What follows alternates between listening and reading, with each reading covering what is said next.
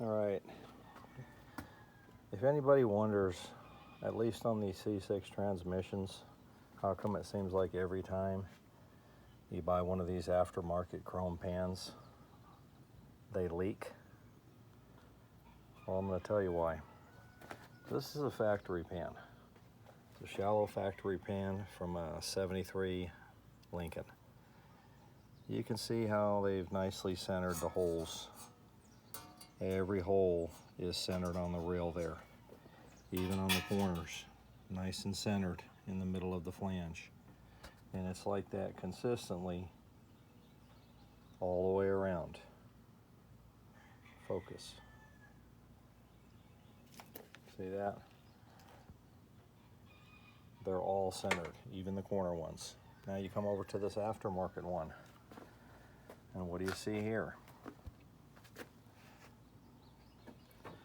You see one centered, and then you see the next one here isn't so centered. You got nice and centered, then the next one, it's way off to the side. Now see where I'm pointing? Right there. That's the only, when you tighten that bolt, that's the only little bit of clamping you have down on that gasket. And it'll start leaking. What happens? And over here. Here's another really bad one. Look at that. That right there is not even a 16th, barely. That, when you tighten that bolt, you can see how far the hole's off. It's not even going to clamp down. What it's going to do is it's going to pinch that gasket out. Same thing right here. You got almost nothing. You see that little bitty part that's bridged right there. That's the only clamping you're going to get down on that gasket because they didn't bother to center the hole. This one, those two are for sure a leak. And what happens is you tighten it down, you get a little leak, you do what we all do, we tighten it down some more and it pinches the gasket out. Then you have a direct path for fluid to go through here, right into where the threads are, and then it just comes out the bolt head. So what I do,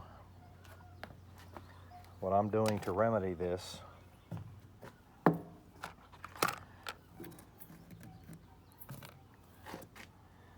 is I ordered some nylon washers from Amazon. I don't care where you get them, but I need a specific size. Now these are 5/16 inch diameter threads. These are 1/4 inch holes. The reason I was stuck doing that is because every time I tried to find a nylon washer with a 5/16 inch hole, the diameter was too fat to fit inside the rail here. These fit right in there, you see? These fit right in. But if you bump up to a 5/16 hole, which would slide right over these, well, the smallest you can get is like a 5/8 inch diameter, and then it's just too big. It doesn't fit down in here and between the rail. Okay? In fact, most of them that I found that had a 5/16 inch hole in the middle, they were 3/4 inch diameter. Way too big. So I'm going to show you what I got, show you what I do with them. This is right off of Amazon. I don't remember how much they were. They're like $7 or something like that. Maybe they were 10. I don't remember. But you can see the size. Oh, I'm sorry. These are 3/4. I'm sorry. These are 3/4 inch by 0.257, and they're 0.62 thick. I misspoke. If you get anything bigger than a 0.750, it will not fit in there. And the problem is when you bump up from a 0.257 to like a 3.125, I mean a 0.325 or whatever, this ends up being way too big. So I was forced to use these. This is the part number. That's the part number. 59548-J, item number 59557. Made in the USA.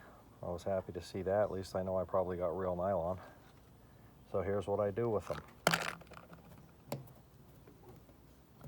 I'm going to show you what we're going to do to fix this. And if it ends up leaking, I won't even post the follow-up video. And it'll be a follow-up video because I don't know how to edit this crap. And I don't care to learn how to. Let's see, hold on a sec. I'm going to show you what we do. Let me set my camera up here. See, I did get this new fancy camera holder. It's called a cinder block and a piece of 3-inch channel. Great, now the sun's got to be all up on me. Here's what we got, and I'm going to show you what I do. So if you're seeing this video, that means that this ended up working. We're going to take one of these. Let's see, I like to find which side had casting marks. I don't know if you can see a bunch of little circles up here. There's none on this side, it's real smooth, but these, there's a bunch of little circles that show up if you get it dirty. I don't know if you can see that or not. I put those towards the head. What we're gonna do is we're gonna kind of shove this in there and get it started. Get it to hold on there like that, right? Now we're gonna put it in here and square it up a little bit. Just kind of snap it on the end. Now that it'll stay put, here's what we're gonna do. This happens to be a 5/16 socket. I'm gonna center this socket up on there like so. Just kind of eyeball it. I'm gonna center it up there. You want to be somewhat centered on it.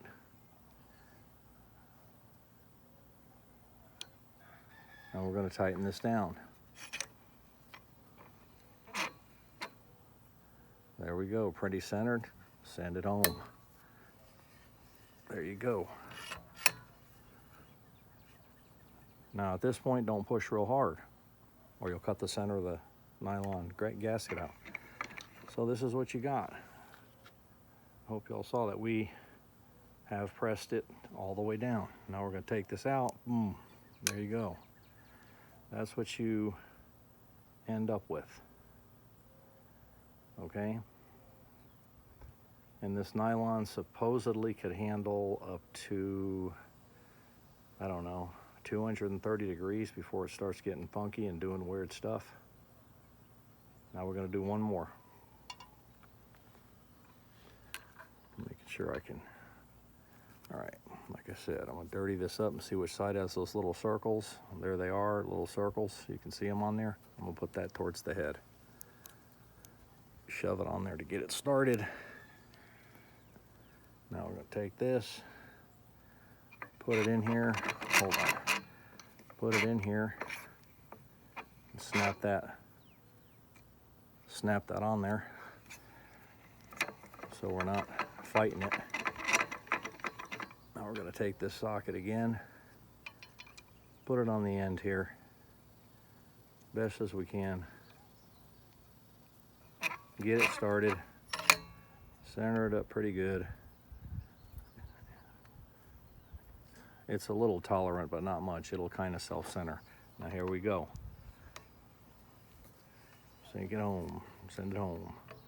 Boom, snug it a little, get it off. Again, sorry.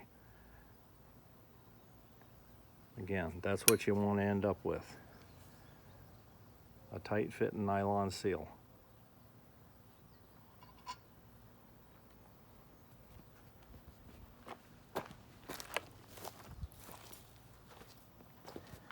Now these took me about 30 minutes. There you go.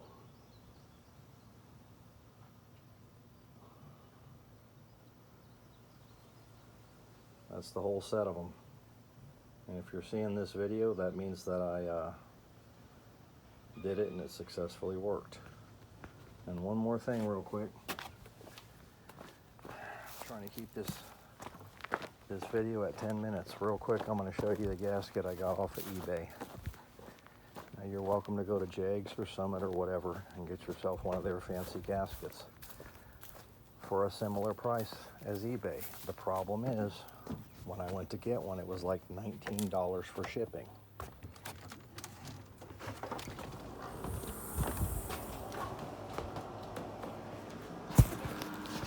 Hold on. Let me get the hell out of here.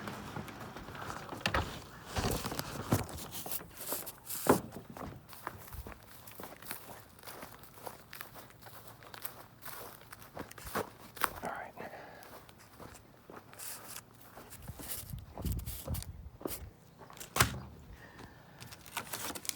Real quick.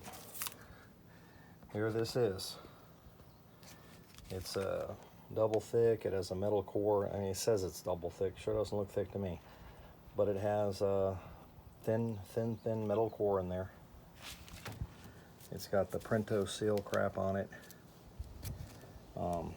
They have versions of these that are just, they look exactly like this. But like I said, I'm not going to pay $20 or $16 or whatever for shipping. Not going to happen.